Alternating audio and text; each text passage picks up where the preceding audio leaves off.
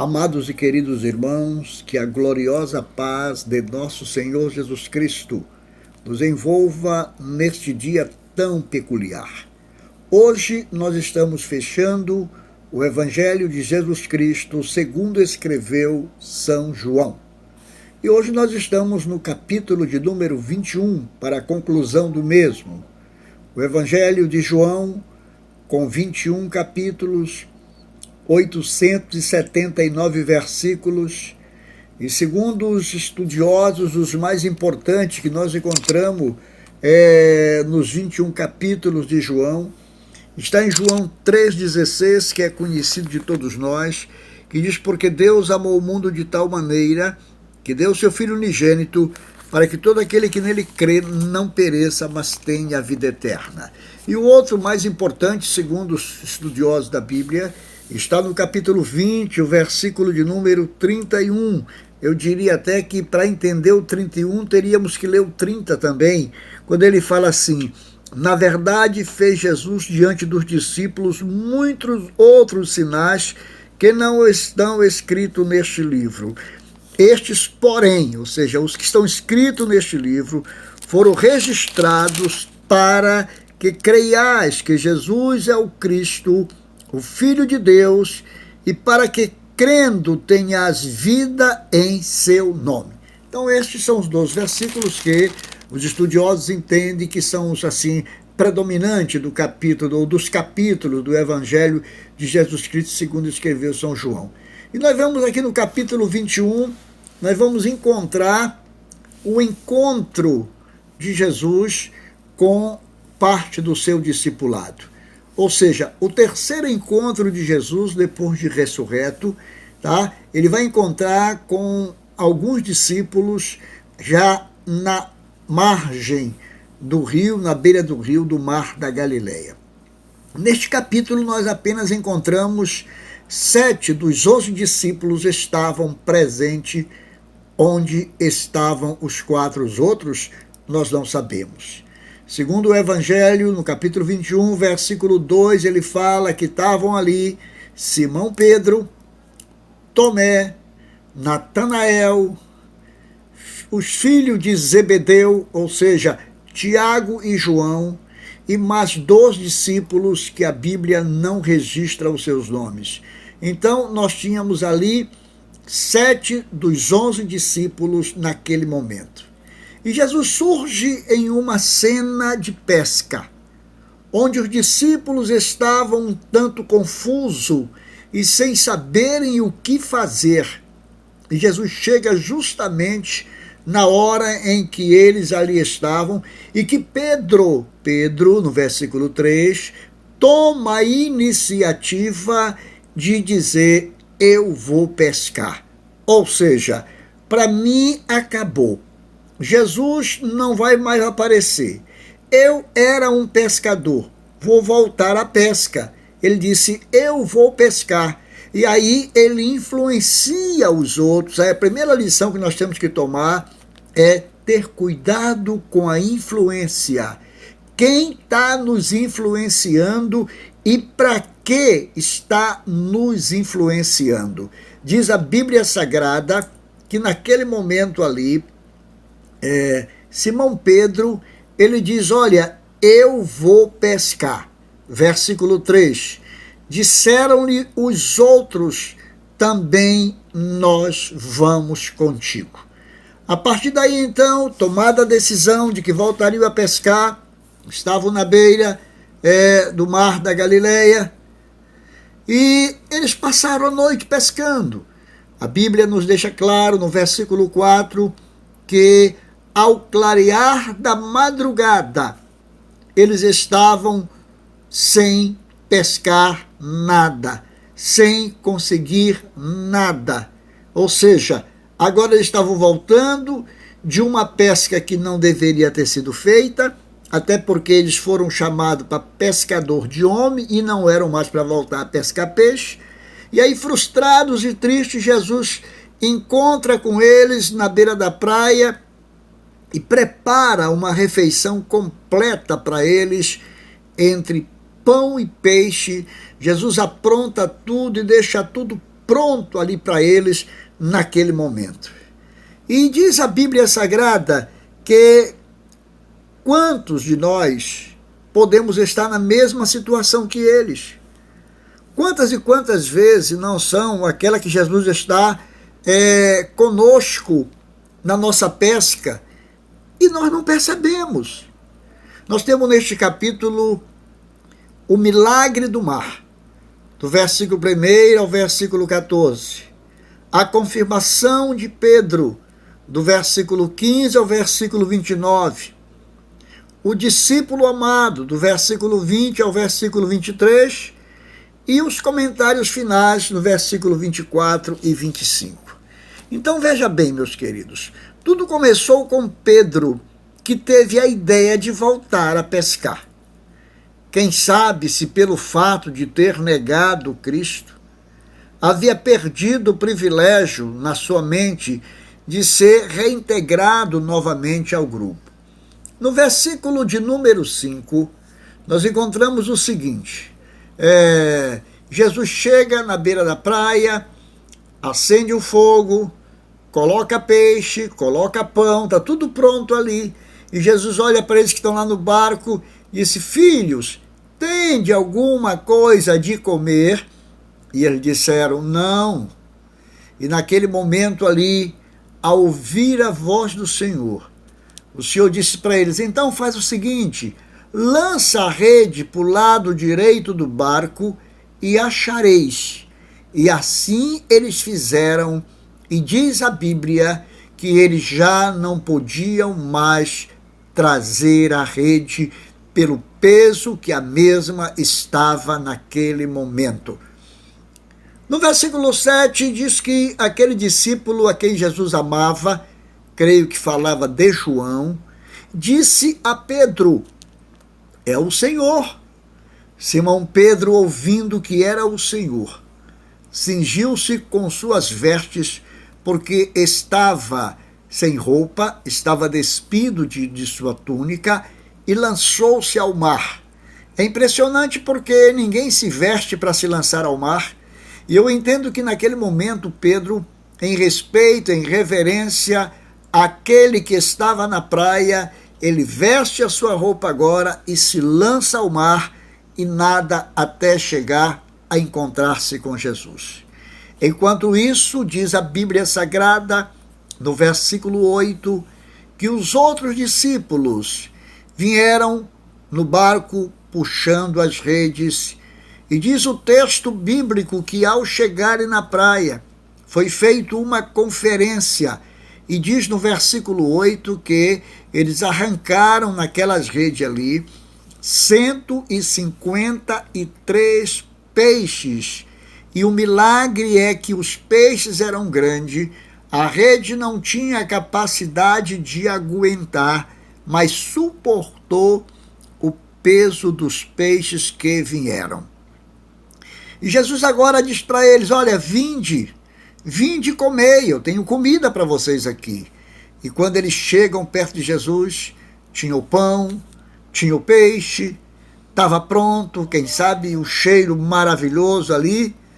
E diz a Bíblia Sagrada que, no versículo 15, depois de terem comido, perguntou Jesus a Simão Pedro.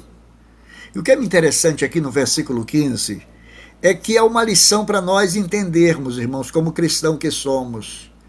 Todas as vezes que Jesus chamava alguém, ou ele queria orientar, primeiramente ele se lembrava do físico da pessoa. Ele cuidava da parte física. Eles estavam no mar, tinham pescado, não tinham conseguido nada. Jesus manda lançar a rede, eles lançam, vem mais peixe. Jesus tinha um assunto particular para tratar com Pedro, mas ele esperou Pedro se alimentar primeiro. Pedro agora estava alimentado, com todo o colegiado que ali estavam. Aí no versículo 15 ele fala: depois de terem comido, perguntou Jesus a Simão Pedro: ama-me mais do que estes outros?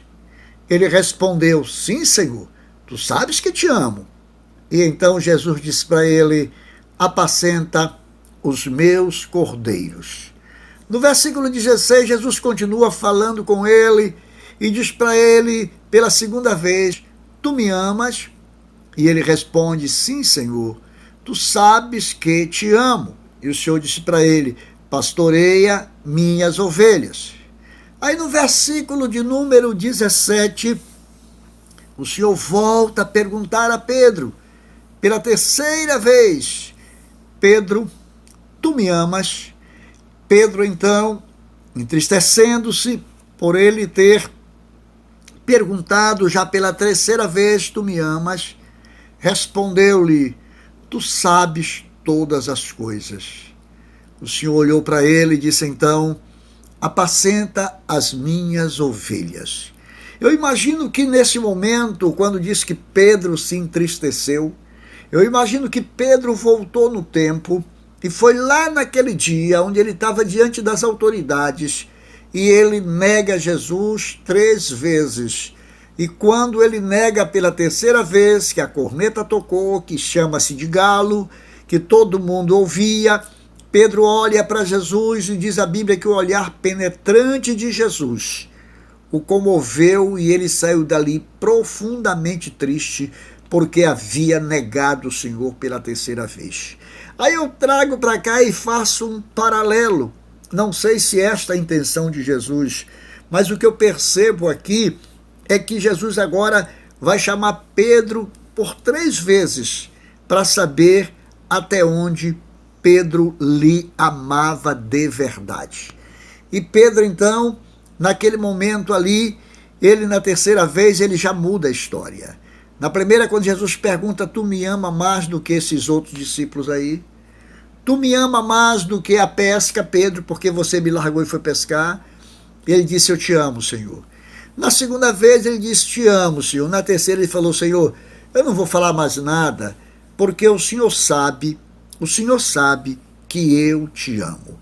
E aí o Senhor disse então: apacenta as minhas ovelhas. Então, após Jesus fazer Pedro passar por essa sessão terapêutica, aí vai o versículo 18 do capítulo 21 do Evangelho de Jesus Cristo, segundo escreveu São João, quando ele diz o seguinte: em verdade te digo que, quando eras mais moço, tu te cingias a ti mesmo e andavas por onde querias.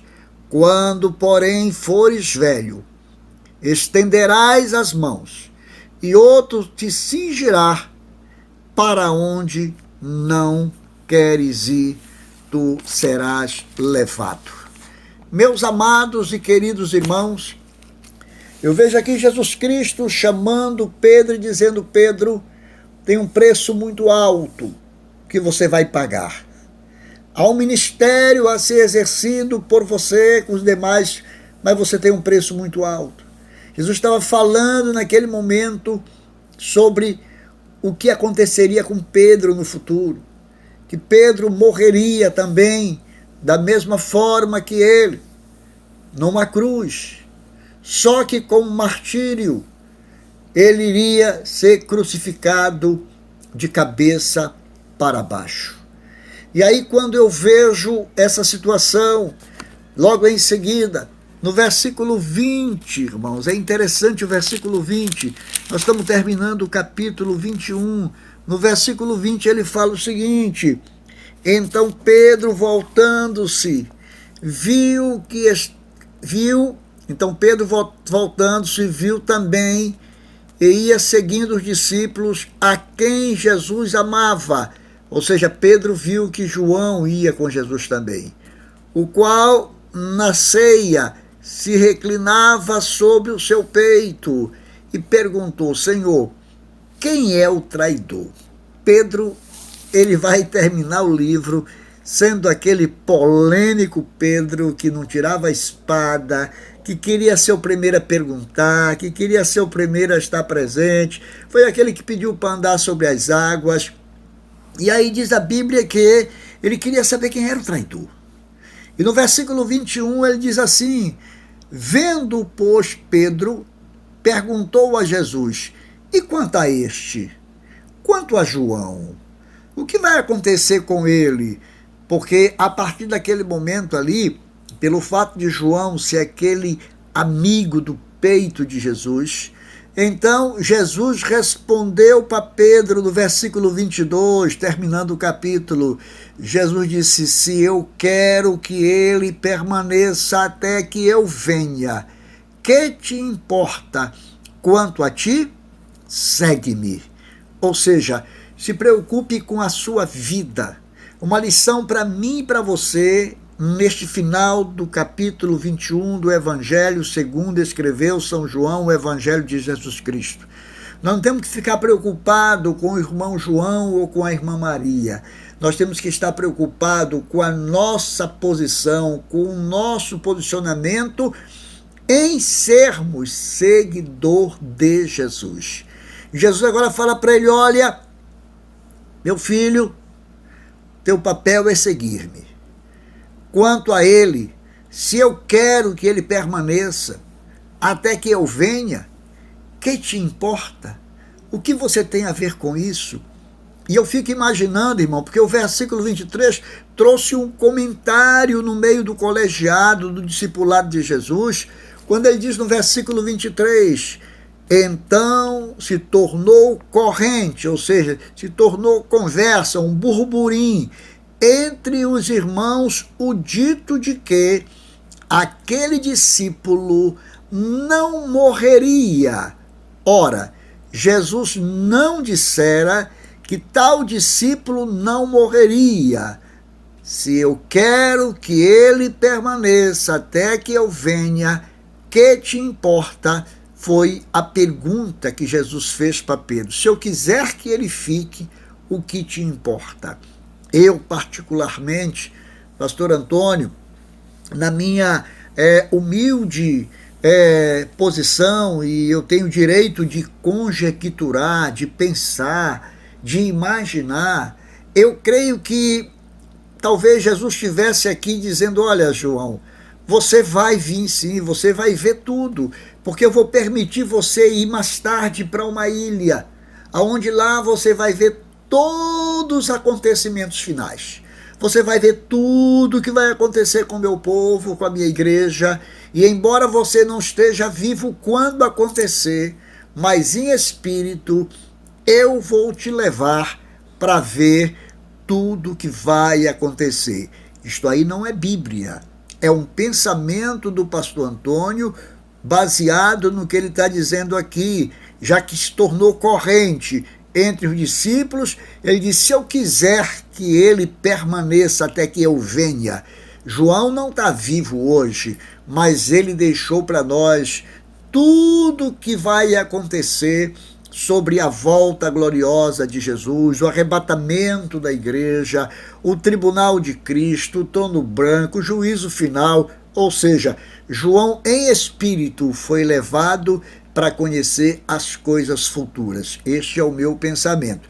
E aí termina o capítulo 21, no versículo 24 e 25, quando temos aqui o testemunho de João, que diz: este é o discípulo que dá testemunho a respeito dessas coisas, e que as escreveu, e sabemos que o seu testemunho é verdadeiro.